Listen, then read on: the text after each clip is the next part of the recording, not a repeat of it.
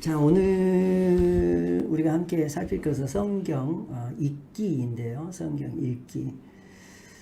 말씀의 삶인데, 우리가 이 성경 읽기라고 하는 것은 그냥 읽는다라는 게 아니고, 우리를 인도하는 하나님의 말씀이 성경이에요.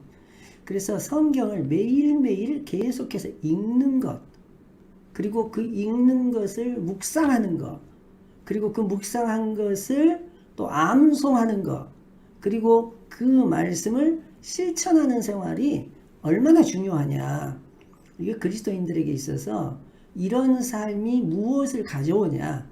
그래서 성경 읽기라고 하는 것이 그냥 읽어도 되고 안 읽어도 되는 게 아니라, 사실상 성경을 읽고 묵상하고 암송하고 또 그 말씀을 따라 사는 삶이 실제적으로 우리에게 승리를 가져오는 삶이고, 바로 그 지금 성경을 읽고 있냐 안 읽고 있냐, 성경의 말씀을 지금 듣고 있냐 안 듣고 있냐가 우리의 삶의 성공이냐 실패냐, 승리냐 또는 패배냐, 이게 이 극명하게 나눠지는 그 전쟁의 현장인 거죠.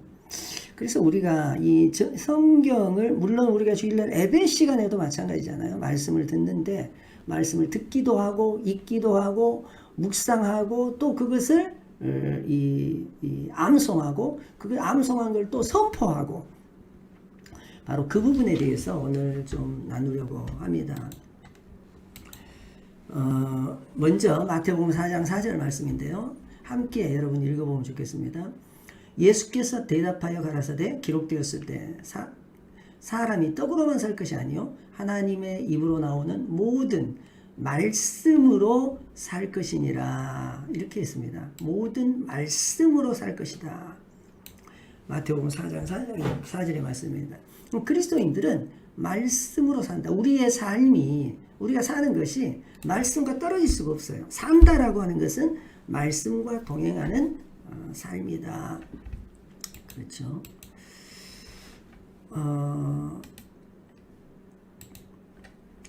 자, 오늘 과의 목표는 예수 그리스도를 주님으로 인정하는 모든 성도들에게 왜 하나님의 말씀이 필요한지 이것을 이해시키는 데 있다라고 하는 거고요. 서론입니다. 사람은 음식과 물이 없이는 살 수 없다. 이 두 가지는 육신의 건강에 다 필요하다. 영적인 생활에서도 다르지 않다. 당신이 만약 하나님의 살아있는 생명의 떡인 말씀을 정기적으로 공급받지 못한다면 당신은 영적으로 굶어 죽을 것이다. 아주 극단적으로 타협만 없이 지금 이렇게 이야기를 하고 있는 거죠. 예수님께서 사람이 떡으로만 살 것이 아니요. 잠깐만요. 사람이 떡으로만 살 것이 아니요. 하나님의 입에서 나오는 모든 말씀으로 살 것이라고 말씀하셨다.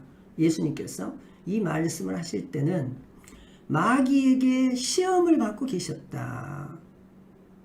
예수님은 시험에서 성공적으로 승리하셨다.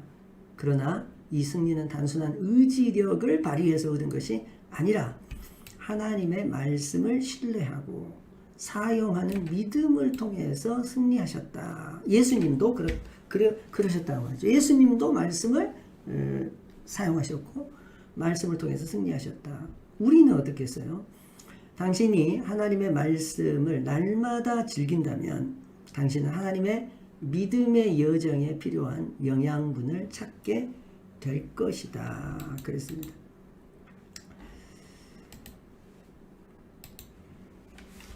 자, 하나님의 말씀은 축복을 가져온다 그랬는데요. 사실 이렇게 제목을 여기가 잡혀 있지만 이것을 더 정확하게는요, 하나님께서 우리에게 복을 주셨는데 그 복이 뭐냐? 말씀이에요. 말씀.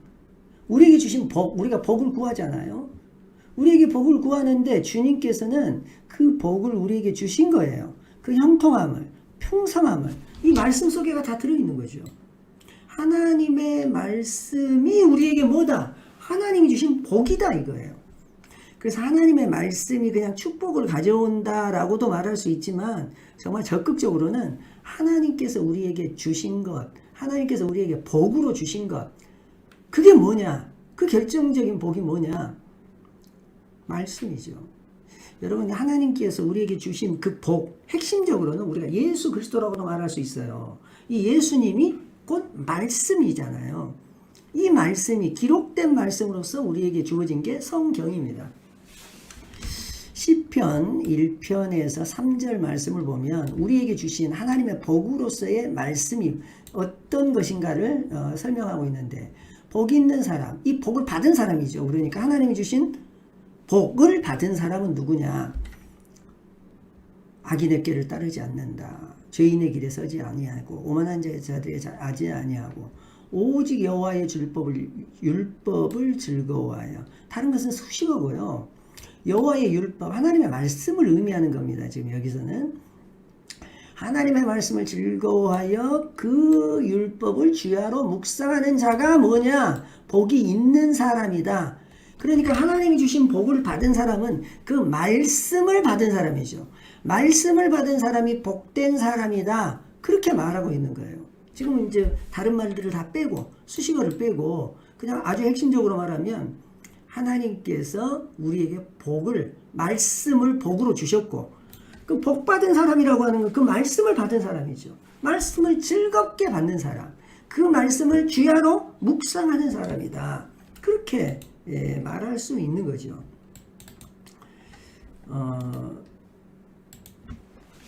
그래서 그 시편 1편에 보니까 복이 있는 사람은 풍성한 삶을 산다. 자, 다시 한번 앞으로 가서 볼까요? 여기 보면 형통이라는 말이 나옵니다. 그가 하는 모든 일에 형통하다. 무엇이 우리에게 형통을 가져오는 거예요? 우리에게 형통한 삶. 그 형통한 삶을 가져오는 게 뭐냐?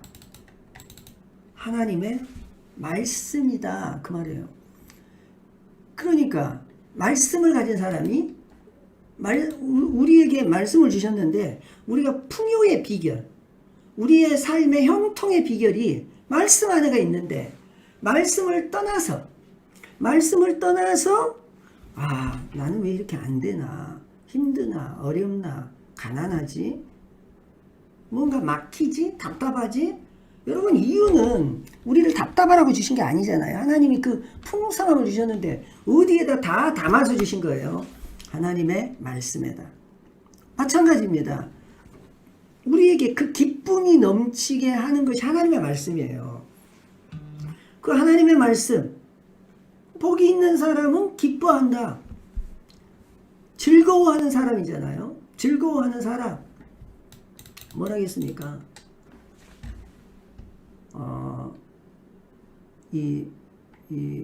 즐거워하여, 그렇게 했잖아요. 여호와의 율법을 즐거워하여, 2절에. 그래서 말씀을 가진 사람은 즐거워한다. 그리고 이 말씀을 가진 사람, 복 있는 사람은 진짜 여기서는 지금 말씀을 가진 사람입니다. 이 말씀을 가진 사람들은 세상과는 구별된다. 이 구별된다는 말은 좀 차원이 다르다는 뜻이잖아요. 그러니까 세상 아래에 있는 게 아니고 세상 위에 있는 거예요. 구별된다는 말은 하나님께서 쓰시기 위해서 하나님 것으로 따로 띄어났다는 말인데, 우리의 수준이 다른 거잖아요. 하나님이 쓰시는 도구로서, 이 세상을 바꾸는 도구로서, 이 세상을 변화시키는 도구로서 하나님께서 우리를 쓰십니다. 하나님이 우리에게 이런 복을 주신 거죠. 형통의 복을, 기쁨의 복을, 그리고 구별의 복을 하나님께서 말씀을 통해서 그렇게 하신 거예요. 말씀을 주심으로써. 하나님의 말씀을 가진 사람, 이 사람은 어떤 사람이냐? 충만한 사람이죠. 하나님의 말씀이 흘러 넘치는 사람이에요. 가득 채워져서. 그래서 우리가 그 화단에다가 물을 주잖아요. 물을 줄 때 풍성하게 줍니다. 그게 이 화단에다가 줄 때도 그렇고 이 뭐죠? 화분에다 물을 줄 때도 흘러내릴 만큼 풍성하게 한번 주라 그래요. 그렇게 그런 상태를 가르쳐서 지금 여기서 표현하는 충만이라는 표현으로 사용을 한 것입니다. 그렇게 가득 채워져 있는 거죠. 가득 채워져서 그게 이 물이 화분에 물을 담으면 그 물이 흙을 가득 채우고 또 아래로 흘러내릴 만큼 어떻게 보면 또 그 은혜가 넘쳐서 하나님의 그 말씀이 넘쳐서 이게 묵상이라는 의미예요. 묵상. 하나님의 말씀으로 충만하다. 묵상하는 자로다. 이 묵상이라고 하는 것이 말씀이 우리를 채워서 적시고 흘러넘치고 풍성하게 하는 것을 이 묵상한다. 그 묵상은 우리에게 말씀을 가득 채우는 상태죠. 그 율법을 즐거워해 그 율법을 주야로 묵상한다는 말은 여러분 아침에 우리가 새벽에 말씀을 배웁니다. 새벽 기도하면서 말씀을 듣잖아요.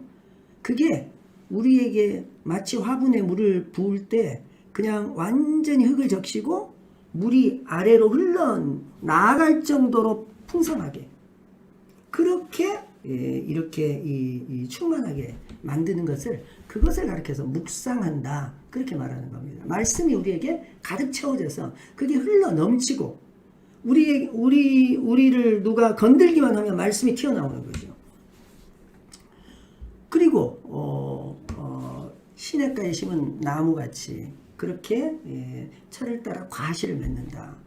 그래서 말씀의 사람은 생명수 강가에 있어서 그 생명력이 풍성하고 그 물로 항상 새롭게 하는 자고 풍성케 하는 자고 생명력이 왕성한 사람들이다. 여러분 이게 말씀이 주는 우리에게 유익이고 그 말씀이 주는 풍성함이고 말씀이 주는 기쁨이고 그렇죠. 우리가 시편 1편을 통해서 우리가 확인할 수가 있습니다. 우리가 여호수아서 1장 7절에서 8절을 보면 이런 말씀이 있어요. 오직 강하고 담대하여 나의 종 모세가 내게 명령한 그 율법을 다 지켜 행하고 좌로나 우로나 치우치지 말라. 그리하면 어디로 가든지 역시 마찬가지로 뭐라고 했나요? 형통하리라 그랬잖아요. 어디로 가든지 형통하리라는 모든 땅에다 씨앗을 심어도 열매가 풍성할 거고 전쟁에 나가서 적들을 물리쳐도 적들을 제압할 것이고 이게 말씀의 능력, 그 말씀의 위력인 거예요. 그래서 모세가 그렇게 놀라운 일을 했던 것은 무엇 때문이냐? 말씀의 위력이었던 거예요. 이 율법책을 그러니까 여호수아나 모세나 사람은 다르지만 모세에게 그 모세를 통해서 하나님께서 그 말씀을 주셨잖아요. 시내산에서. 마찬가지로 그 말씀을 여호수아에게도 주시는 거고 오늘 우리에게도 주시는 거예요. 그 말씀이 우리에게 복인 거죠. 이 율법책을 그래서 내 입에서 떠나지 말게 하며 주야로 그것을 묵상하여 그 안에 기록된 대로 다 지켜 행하라. 그리하면 내 길이 평탄하게 될 것이며 내가 형통하리라. 여러분 우리의 삶에 그래서 형통하게 되는 비결 아주 간단한 데 있어요. 우리의 삶이 형통한 비결 말씀이에요. 말씀을 내 입에서 떠나지 말게 하며 말씀을 읽고 선포하고 말씀을 듣고 그리고 읽고 그리고 그것을 묵상한다는 것은 말씀으로 가득 채운다는 말이잖아요. 아까 말한 대로 그리고 그것을 기록된 대로 다 지켜 행하라. 거기 그 말씀대로 살라. 말씀에 순종하라. 여러분 여러분 인생에 다 성공하고 싶잖아요. 우리 자녀들이 다 성공한 인생을 살아가야 될 거 아니에요. 그 비결이 어디가 있다고 말하는 거냐면 말씀에 있다. 이렇게 말하는 겁니다. 말씀에. 참 오늘 여러 가지 긴장했어요. 목사님들이 이제 몇 분 목사님들이 문자를 보내는데 그 대구 투표율이 높았잖아요. 신천지 30만 동원령이 내렸대요. 그래서 대구에서는 막 줄 서서 투표를 했대요. 거기가 신천지 본거지거든요. 본거지가 광주에 있는 신천지도 대단하지만 대구에가 그 본거지가 있어요. 아, 그리고 막 통일교가 또 교지를 내렸대요. 이 투표 교지를. 통일교, 신천지, 잘못하면 정말 신천지 대통령이 나올 것 같아요, 지금. 정말 우리가 기도해야 됩니다, 이것을 가지고. 말씀을 왜곡하는 자들, 말씀을 가지고 자기 개인의 이익을 취하는 자들, 말씀을 목적으로 하지 않고 그 말씀에 순종하는 게 아니라 그 말씀을 완전히 왜곡해서 그들이 형통할 수 없습니다. 그들의 종말은 눈에 보듯 뻔한 거예요.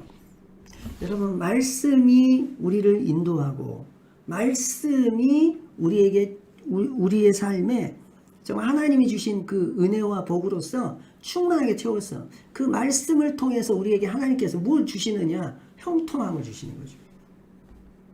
말씀입니다. 말씀. 시편 119편 9에서 11절은 이렇게 말합니다. 청년이 무엇으로 그 행실을 깨끗하게 하리이까? 주의 말씀만 지킬 따름이니이다. 그렇잖아요. 주의 말씀만 지킬 따름이니이다. 여러분, 주의 말씀이 우리가 이 정결케 된다, 깨끗하게, 이게 죄의 문제고 우리 구원의 문제인데, 여러분 어디 밖에 나갔다가 세수도 하지도 않고 씻지도 않고 우리가 그렇게 뭐 3일을 보내고 4일을 보내고 그냥 씻지 않고 산다면 어쩌겠어요. 어쩔 수 없어서 씻지 못하는 상황이 있을 수는 있을지 모르겠는데, 여러분 그게 편안하지가 않아요. 불편한 거예요. 씻고 깨끗하게 하고 싶은 것이 자연스럽고 그게 우리에게 자유로운 거예요. 뭘로 우리의 삶을 깨끗하게 합니까? 뭘로 우리의 삶을 씻어냅니까? 말씀이라고 하잖아요. 말씀이 우리를 새롭게 하는 거고, 말씀이 우리를 깨끗하게 하는 거고, 말씀이 우리를 구별하게 하는 거예요. 사실 이 말씀의 내용이 뭡니까? 말씀의 내용은 예수 그리스도인 거예요. 예수 그리스도. 예수님이 말씀이시고, 말씀의 내용이 뭐냐? 예수님이에요. 우리는 예수님을 말씀을 통해서 만나잖아요. 이 말씀이 우리를 생명을 주고, 이 말씀이 우리를 깨끗하게 합니다. 세상 사람들은 그러니까 냄새가 나요. 씻지 않은 냄새가. 자기들은 모르죠. 말씀을 한 번도 들은 적이 없고 읽은 적이 없고 암송한 적이 없고 말씀과 가까이 하지 않은 사람은 일평생 세수 한 번 안 하고 이 한 번 안 닦고 목욕 한 번 안 하는 사람들이에요. 그런 사람이 있어요? 없잖아요. 우리나라 한국 사람들이 잘 씻은다게요. 참 좋은 일이에요.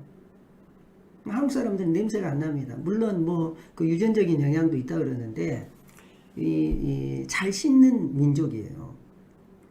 하나님이 축복하셨어요. 여기는 물도 좋고. 근데 씻을 때마다, 세수할 때마다, 손을 씻을 때마다 여러분 우리가 하나님의 말씀이 우리를 정결케 한다는 것을 알아야 돼요. 특별히 청년들이 다른 것으로 이 청년들의 삶을, 가장 인생의 하이라이트를 말씀 없이 살아가면 안 됩니다. 말씀으로 살아가야죠. 하나님의 말씀이 우리를 새롭게 하더라. 우리가 성경을 읽을 때 그래서 우리가 이런 삶을 살아야 돼요. 아주 간단하고 단순한 삶이거든요. 특히 이번 지금 사순절에 신약 읽기 본문이 있어요. 그것을 여러분들이 꼭 읽어갈 수 있기를 바랍니다. 물론 그거 다 못하더라도 여러분들이 조금씩이라도 읽어가면 좋겠고, 아니면 우리 새벽 기도에 본문만 읽어도 돼요. 하루라도 한 구절이라도 한 단어라도 말씀을 그냥 잊어버리고 살지 않도록 우리가 그렇게 영적으로 훈련하는 거 엄청나게 중요한 거잖아요. 근데 이 성경을 읽을 때 몇 가지 중요한 팁이 있어요. 팁. 성경을 읽을 때 첫 번째, 그 성경을 읽을 때 성령께서 교사가 되도록, 성령께서 교사가 되도록, 그리고 성령께서 상담자가 되어주도록. 그래서 성경을 읽을 때 어떻게 해서 성경을 깨닫게 되느냐? 성령께서 깨닫게 해주시는 거죠. 성령께서. 성령님께 물어봐야 돼요. 읽으면서, 기도하고 읽으면서 하나님께 물어보고 성령에게 물어보고 성령의 인도하심을 받고 성경을 읽어라. 그래서 너무 어렵지 않습니까? 성령에 의지해야 된다. 자기의 지식 아니고, 그리고 자기가 지금까지 경험했던 거 아니고 다 내려놓고 그것을 다 깨트려 버리고 0점에서 성령의 인도함을 받아라. 그래서 성경을 읽어가는 것은 무슨 대학 공부를 했다고 해서 성경을 깨닫는 게 아닙니다. 성령께 자기를 드리고 맡김으로써 말씀의 인도함을 받아야 되죠. 그러면 성령께서 지혜를 주시고 깨닫게 하시고 성경이 풀어지는 역사를 우리가 경험하게 됩니다. 이 두 번째 팁인데요. 그것은 그냥 하나님께서 성경을 통해서 그 성경을 분석하거나 비판하기 전에 그냥 받아들이는 거예요. 여러분, 성경의 말씀을 있는 그대로 그냥 받아들이는 거예요. 마치 이 스폰지가 물을 빨아들이듯이 말씀을 받아들이고 나면 그 말씀이 내 속에서 이게 살이 되고 피가 되고 소화가 되는 거죠. 내가 경험해보지 못한 그것이라고 해서 거절하거나 이런 게 아니고, 말씀을, 성경을 하나님께서 성경을 통해서 하시는 말씀을 그냥 받아들여라. 아, 하나님께서 이렇게 말씀하시는구나 라고 받아들이는 거죠. 이 받아들이는 이것이 믿음입니다. 사실은 이게 믿음을 사용하는 건데, 이 믿음은 나한테 있는 것을 사용하는 게 아니라 나한테 없기 때문에 나한테 없잖아요. 그게 없으니까, 나한테 아직 없으니까 이해 안 될 거예요. 그 이해 안 되는 것이 내게 들어오는 순간 이해가 되는 거죠. 그게. 그래서 이 받아들인다는 말은 들음으로써 이렇게 됐잖아요. 말씀을 들음으로써. 이 믿음은 들음으로써 온다. 사실은 이 믿음과 이 믿음이 들음이기도 해요. 동시에 이게 같은 말들이에요. 우리가 영접하는 자, 곧 그 이름을 믿는 자.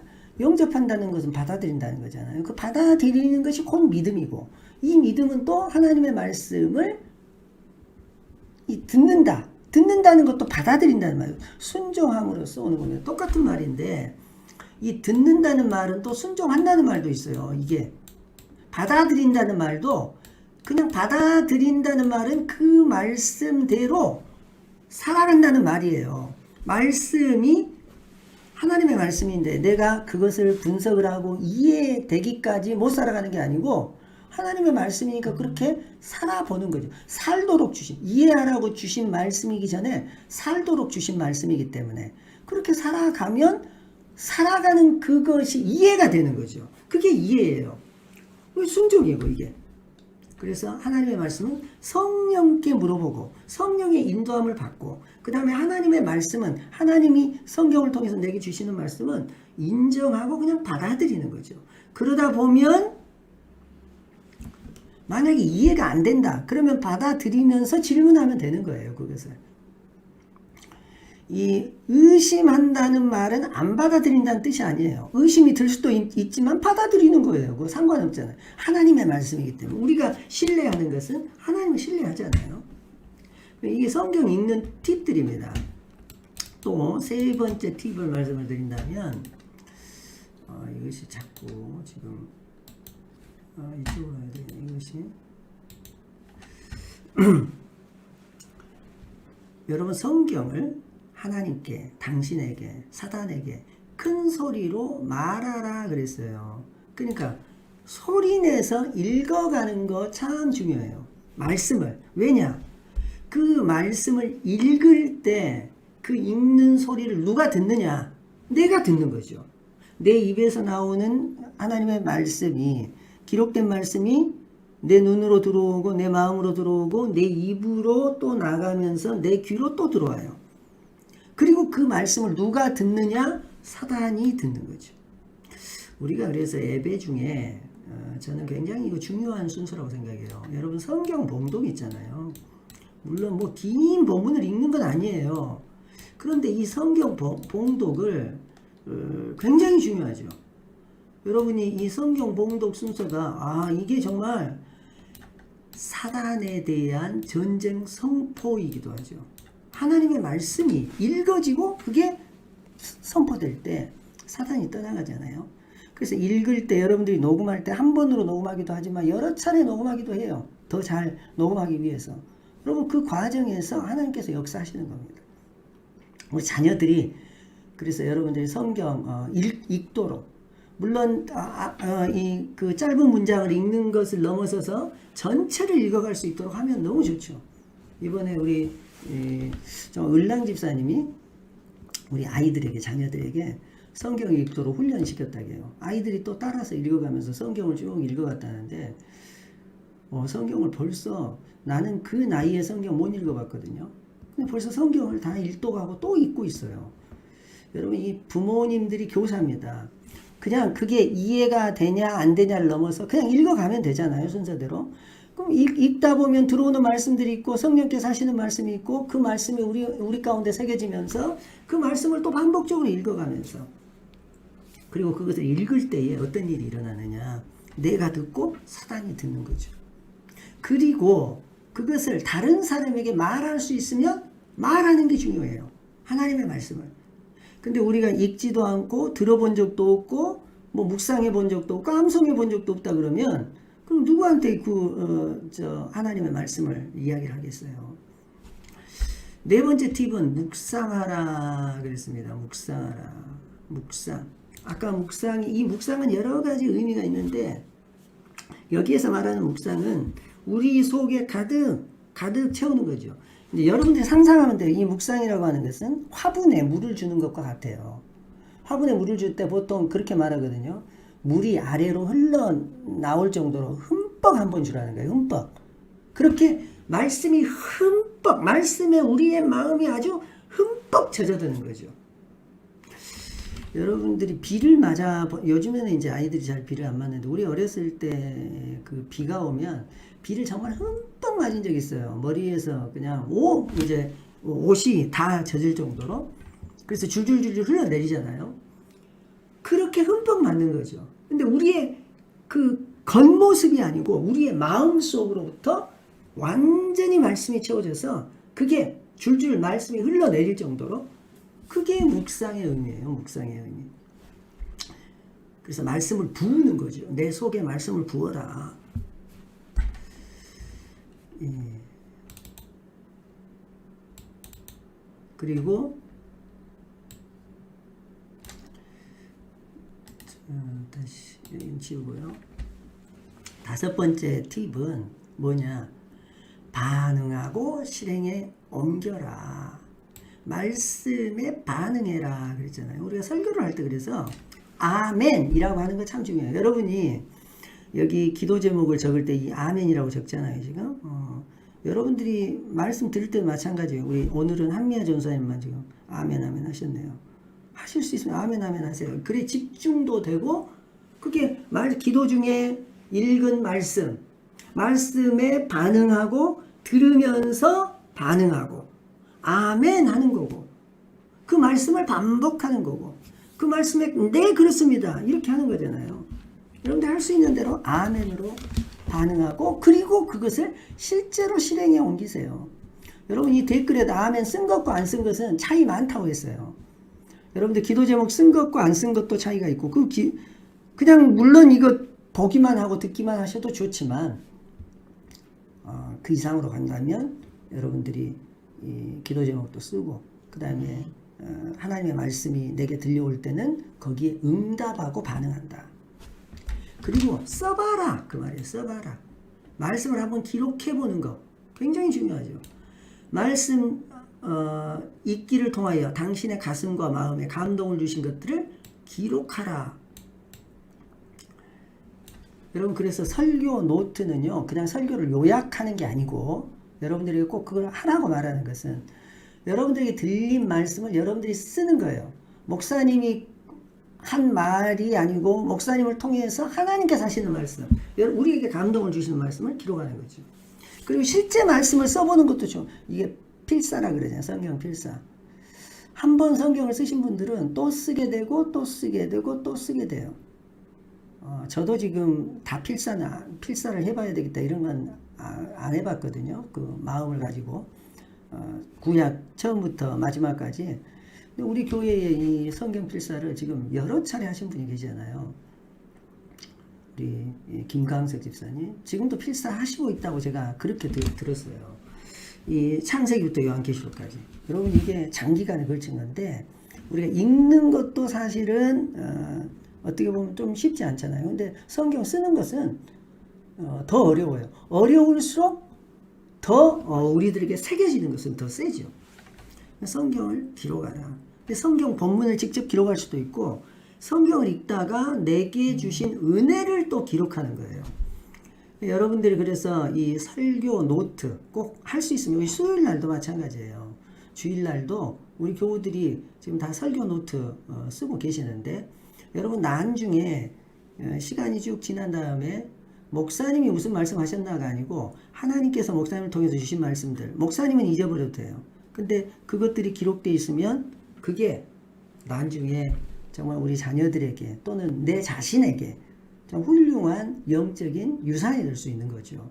설교 노트 좋은 노트 사가지고 아무데나 막 하지 말고 핸드폰에다 하는 것도 괜찮은데 핸드폰에 하는 것은 이제 디지털 형식이지만 가급적이면 저는 이 노트 사용하는 거 괜찮다 이렇게 생각해요. 노트 그게 아날로그 방식이고 눈에 보이잖아요. 우리가 기록했던 게 어쨌든 이 기록하는 것도 하나의 팁이다. 뭐 이게 뭐 반드시 이렇게 하라는 게 아니라 이렇게 해서 말씀을 좀 더 가까이 하고 더 깊게 하고 그렇게 하자고 하죠. 그리고 이제 이것은 말씀을 암송하라 그랬는데 여러분 짧은 구절들 또는 내게 주시는 말씀 2022년도에 내게 주신 말씀 암송하는 거 그 반복해서 계속 읽다 보면 마음에 새겨지고 마음에 새기는 거잖아요. 이게 내 마음에 기록하는 것이기도 해요. 암송하는 거죠. 이 암송 특별히 그래서 우리 주일학교 아이들이 영어로 성경을 암송하기도 했잖아요. 지금 이제 코로나 때문에 이게 중단된 것이 참 아쉬워요. 그래서 우리 아동부, 청소년부 성경 암송 그것도 심지어 영어로 암송했잖아요. 다시 이게 시작될 수 있기를 바라고 그리고 아동부 교육을 할 때도 암송 교육 중요해요. 이 아이들이 쉽게 암송할 수 있도록 계속 반복적으로 이것을 훈련시켜줘야죠. 그래서 성경 이야기를 할 수 있으면 좋고 그리고 그 성경 이야기를 하는 중에 성경 구절을 이 암송하는 것도 엄청나게 중요하고 성경을 읽는 팁들이다. 자 오늘은 성경이 이 성경이 말씀을 읽고 이 성경이 우리들에게 하나님이 주신 복이다. 형통의 복이다. 여기에 인생의 승리의 비결이 있고 그 다음에 여기에 인생의 형통의 비밀이 있다. 그것을 여러분들에게 함께 좀 말씀을 나누었습니다. 좀 요약을 해보면 이렇게 요약할 수 있어요. 성경은 당신의 그리스도인의 여정의 지도가 될 것이다. 성경이 없이는 당신의 영원한 목적지 하늘에 도착하지 못할 것이다. 성경을 더 잘 알면 알수록 당신은 믿음이 더욱 성장할 것이고 잘 알지 못하면 사단의 공격에 지게 될까 아주 극단적으로 말했네요. 사단의 공격에 말씀 없이는 이길 수 없습니다. 설교를 듣고 집회에 참여하고 책을 읽고 기독교 TV를 보는 것들은 좋은 것이다. 하지만 그것이 하나님의 말씀을 매일 읽는 것을 대체할 수 없다. 그러니까 구체적으로 매일 읽으라는 거예요. 성경을 읽어라. 성경은 당신의 성장의 절대적인 것이다. 이 훈련을 당신의 삶의 일부가 되게 하면 당신의 여정에 믿음이 급속히 성장할 것이다. 그래서 성경을 읽어라. 그 분량이 어느 정도 되든. 그래서 새벽 기도회가 우리가 있잖아요. 새벽 기도회가 끝나면 성경 읽는 시간을 뭐 짧으면 5분, 좀 길면 10분, 더 길면 20분, 30분 또는 1시간 정도 이 정도 읽는 시간을 가져라. 성경을 읽는 것이 기도고 그리고 그 읽는 것이 우리의 영적인 훈련이고 그것이 성장이고 그것이 우리의 성공을 가져오는 형통의 길이다. 그렇다는 거죠. 질문을 좀 보십시다. 하나님께서 우리 자신에게 한번 질문해 보는 겁니다. 하나님께서 성경을 통해 나에게 말씀하신 것을 매일 적어봐라. 그리고 하나님께서 당신에게 나타내신 것을 다른 사람과 나눠라. 적어보고 그 적어본 것을 이야기를 나누라는 거죠. 제가 좀 저도 감동받는 게 저도 신학하기 전에도 그렇고 이것은 정말 제가 좋은 습관이었던 것 같아요. 말씀을 들으면 그 말씀 듣는 것을 정리하고 정리한 것을 다른 사람들에게 여러 사람들에게 이야기하는 그런 습관이 있었거든요. 우리 이윤숙 권사님이 이것을 제일 잘하는 것 같아 내가. 근데 하나님 설교 말씀을 들은 다음에 누군가에게 전달해 주는 거예요. 여러분 이것이 우리 제자반 우리 해동교회 성도들 좀 영적인 훈련이 되면 좋겠어요. 그래서 정리를 하려면 적어보는 습관이 중요하죠. 그리고 그것을 다른 사람한테 전달하는 거예요. 말씀을. 설교뿐만 아니라 내가 읽은 본문 중에서 도전받은 말씀을 또 전달하는 거. 길지 않아도 되잖아요. 하루 중에 언제 하나님의 말씀을 묵상하냐. 언제 그 시간에 뭘 하냐. 말씀 묵상 시간을 어떻게 더 향상시킬 것이냐. 목사님이 추천하는 방법은 새벽기도 전에 말씀을 읽어도 되고 새벽기도 끝나고 말씀을 읽으라는 거예요. 5분, 10분. 뭐 짧아도 돼요. 그냥 그 본문 오늘 그 새벽기도의 본문을 읽어도 되고 아니면은 순서를 정해서 성경을 읽어가도 되고 사실 조금씩이라도 순서를 정해서 읽어가시면 좋죠. 당신이 매일 읽는 말씀의 성구를 암송하는가? 그렇다면 당신이 암송하고 있는 여러분들이 실제로 암송하고 있는 구절이 몇 개나 있나요? 목사님도 좀 부끄럽긴 하네요. 이 질문 들으면서 개역 개정으로 바뀌었잖아요. 성경이. 그 전에 성경, 개역 성경을 이제 성경 암송하는 구절들을 쭉 가지고 있잖아요. 최소한 아주 기본적으로 이 신학교를 졸업하려면 100개 이상 외워야 돼요. 그리고 그 성경 외운 것을 쓰는 시험이 있어요. 그게 가장 중요한 시험이거든요. 다른 것들도 중요하지만 저는 다 외웠어요. 그 시험만큼 자신 있었는데 계속 읽어야죠. 읽고 암송하고 읽고 암송하고. 그런데 이게 이제 그 개역 개정으로 바뀌니까 토시들이 좀 바뀌었어요. 근데 그걸 다시 변경해서 외우려고 하니까 옛날에 암송했던 그냥 그것으로 되지. 이게 참 그 면에서 이 성경이 좀 바뀌는 것은 좀 그런 뭐라 그러죠. 근데 그 변경된 성경으로 다시 암송하는 게 그게 이제 그렇게 해야지 해놓고 그게 좀 잘 안 되는 것 같아요. 옛날 암송한 그것으로만 그냥 암송이 되고 그런 부분은 있지만 어쨌든 여러분들이 암송하는 거 너무 중요하다. 우리 초기 제자 훈련에서는 그래서 성경 암송 구절들이 있었거든요. 근데 너무 막 강제적이고 이게 좀 자발적으로 하는 게 좋죠. 그래서 우리가 이 중요한 구절들 이런 구절들은 우리가 자꾸 암송할 수 있는 수준으로 읽어서 우리 머릿속에 들어와 있으면 됩니다. 암송한 구절들이 몇 개나 있는가 한번 점검을 해보세요. 내가 성경을 암송하고 있는 구절은 몇 개나 있는가.